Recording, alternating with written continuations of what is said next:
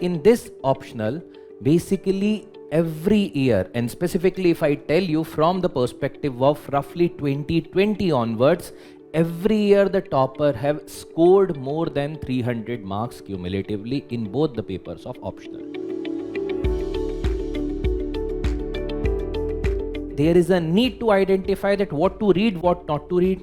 And history, given the nature as the static subject comparatively and very well defined syllabus, because when we see the syllabus of any other optional, there are certain inherent aspects that are more predominant. But when we talk about history, this history is divided into like the paper 1 and paper 2. But in paper 1, we are talking about the ancient history and the medieval history.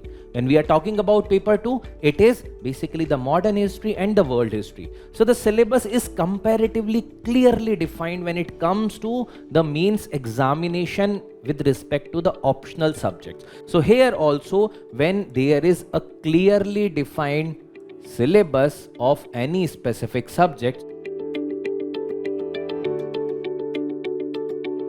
credible resources, because generally hota kya hai, when we are asked to choose any specific optional subject and if there are no decent resources available, how we are going to do the preparation, how we are going to assess ourselves. There should be certain credible test series, there should be certain kind of value added program or the material.